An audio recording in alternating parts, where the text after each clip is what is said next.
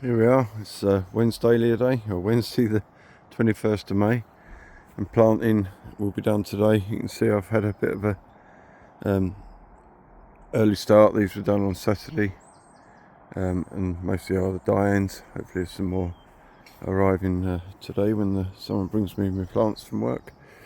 So the 4 beds of die-ins are in, and obviously these went in last week, which is the Bryn Turfle, and they're just starting to look like they're putting their feet down. So today we've got to do the rest. I came up early Monday morning and dug a couple of 100 holes, so the beds look like a moonscape now. All dug and ready to drop in, other than that bed there, which has got the last of the Barbary Surprise to go in, and I've still got this one to mark out and do. Hopefully I'll have time today to get all that done. So we'll wait for the plants and we'll see how we get on. Plants have arrived, they're all lined up. There's a few spares in amongst them, but mostly they're what's going in. So chuck some compost on these 2 beds, and as we've seen, the holes are ready, so time to crack on. Now Thursday the 21st or 22nd, whatever the date is. Nearly got them all in yesterday, but it did start to rain, but it wasn't really enough to do much more than wet the surface. As you can see when you move it, it's dry underneath. So they all got watered in yesterday, and those that were planted before got a smaller drink just to sort of level things up. But here's what we've planted for the 2025 season. So this bed hopefully is dark dyeing. These are cuttings from overwintered cuttings. We'll see if that makes it any more stable. This one is Winholm dyeing. So if some of those go Winholm, they add to this, which gives me a bigger number. This bed is Tracy dyeing, and this bed is Ruskin dyeing. So it's 4 dye-ins. In fact, the whole cover is a dye-in cover. Looking for the Charles Medlin. Never grown for it. Never staged it. But in theory, we've got 4 dye-ins, or 3.5 if the dark doesn't turn out, to do it. Then we've got this bed here is all Bryn Turfle. They were planted last week. There's about 25-26 plants in the bed. And then we've got this bed is what is it? Narrows Trisha, as is this bed. So there's 2 beds there, so 50 odd. Narrows Trisha. Down onto the new bit, which is where I've moved the poms out to. It's in an undercovered frame.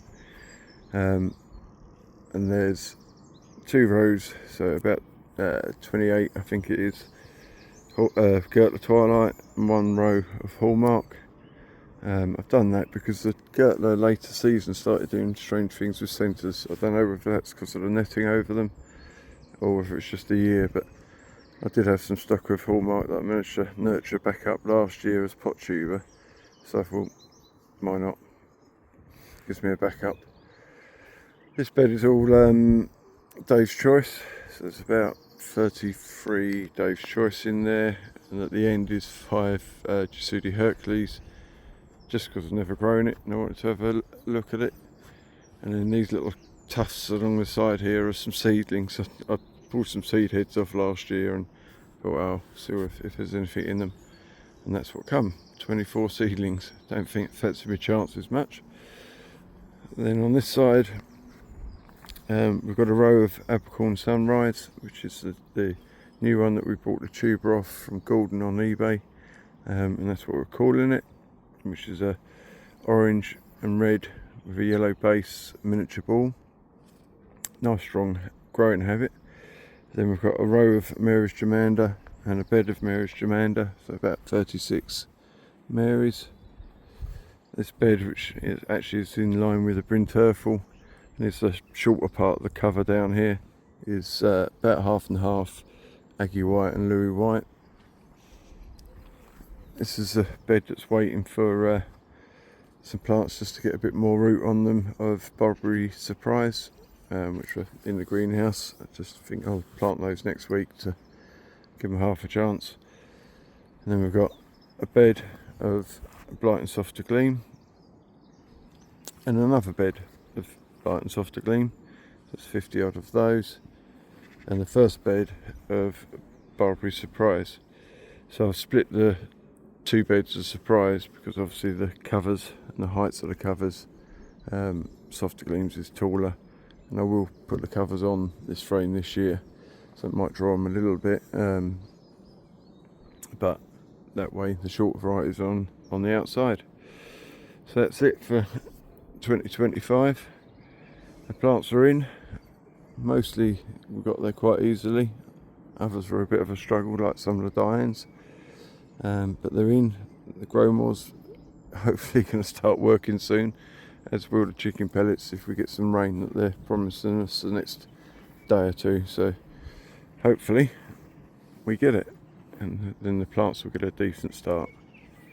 But pleased so far, we're all in. Wednesday the 28th, everything's in now. Just planted the last bed. These have been in a week and have started to thicken out. I haven't done the first stop yet unless they've had a bud.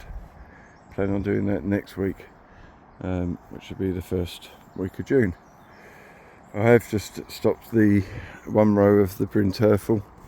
I just think, looking at the plants, I might struggle to hold them all on a single, certainly to get later flowering.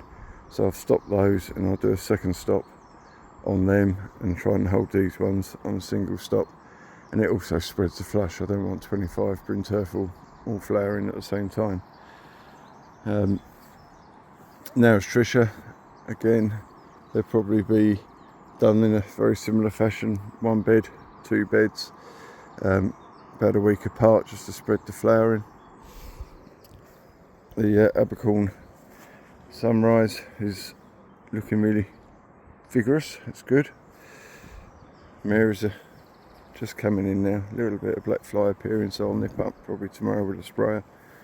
This is the last bed of Barberry Surprise that went in, and they're only little plants, but hopefully with a bit of mild weather and a bit of rain that's about, they'll settle in well, as have the Blight and Softer Gleam again, which were generally smaller plants. We've had a bit of rain, so that's good, but not a lot. And the planting, it's damp but not wet, and that's the other bed of Barberry Surprise. Never thought I'd see the day I'd have a barberry in the plot, but I have now.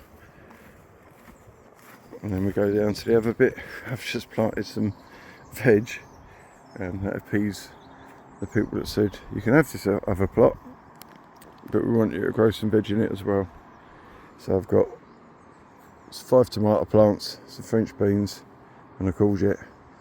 Hopefully they'll get blight in the next few weeks and I'll just pull them out. Dave's Choice again, as were, not stopped. And the Poms haven't done their first stop yet.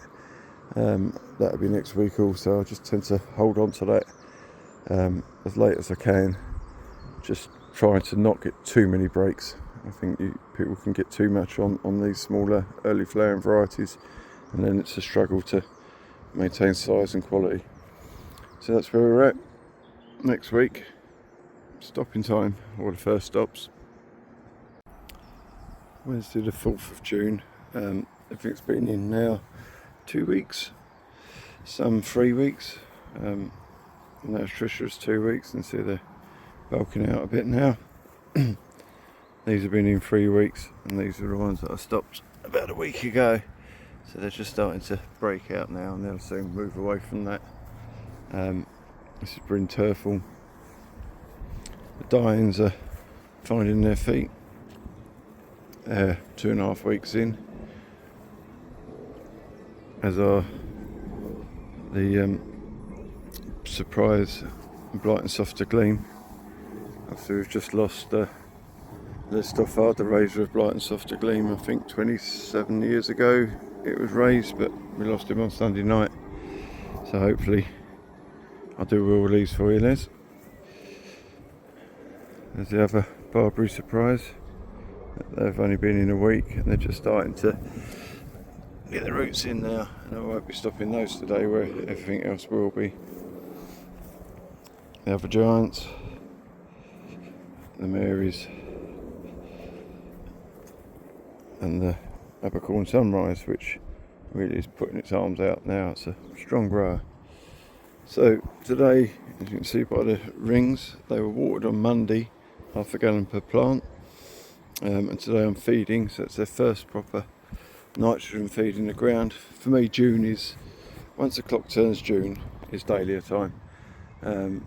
Planting them before then, it's just about getting the roots out, getting them established in the ground, but not really pushing them or doing anything to them other than let them settle in. It's the equivalent of potting them up, just to delay planting to June. I would have been potted up now for 2 and a bit weeks. I've left my knife there so I didn't have to fumble around in my pocket. And we've seen this many times before, and this is the first stop. And all we're trying to do is remove the growing tip. We can do it with our fingers, but I don't know, you always use a knife, and take the top out. Now, that's just being gentle. There's no point in letting all of those shoots develop. There's 2 at the bottom, 4, 6, 8, and these little bits at the top. That's 10 shoots. But it's going to get stopped again, so I don't need to expect this plant to grow 10 strong shoots. What I want it to do is produce 6 or 7 strong shoots that I can take down again, or less. So the first 2 little pips get pulled out. It's no bad thing doing it this way, because you leave the centre of the stem solid, so water doesn't go down it. And I think I'm going to probably take out the next 2 down as well. So that's those gone. It should leave me with 2, 4, 6 strong shoots to come. So all the energy is just going into those 6 shoots. Now I'm not going to do these again probably till the very end of the month, but more likely first week of July. So they've got 4 stroke and a bit 5 weeks to grow, which is about most of the time that I get when I do it the second time. So I would expect to start seeing the odd bud starting to appear in some of these laterals when I come to do a later second stopper. But you've got to do it now, because most of these are thinking about, if not already, budding in the centre, so they're stopping themselves. So that's what I'm doing today: feed, nitrogen, run through with a knife on my fingers and do the first stop. Pretty much on everything. I will probably not do one bed of the Narrows Tricia, just to stagger the stops, and I won't do this bed of Barbary Surprise, again to stagger the stops. A little bit on them, and then all the poms and everything else will get going over. So we're growing, we started. I've had 1 application of slug pellets. They had a spray last week of end of last week of Rose Clear, so there's no bugs. The hoe went round yesterday morning, and we're on top of it. Probably later, if I get a bit of time, there's 1,000 new bamboo canes over there, and I'll start moving some of these around and get some extra canes in, just as a job to do while I've got time to do it. There's no point waiting until you're going to tie up to put the canes in, because it just makes that job last longer. So I try to do what I can when I can. Yeah, alright, it gets in the way a bit of the hoe when you've got 3 canes around a plant, and these probably won't get their first tie realistically till at least the middle of July, because by the time they've been stopped once, grow, cut down again, it's only the second flush of shoots that really we're going to start tying into the framework. But at that point there's a lot of work to do, so more now the better. See you later.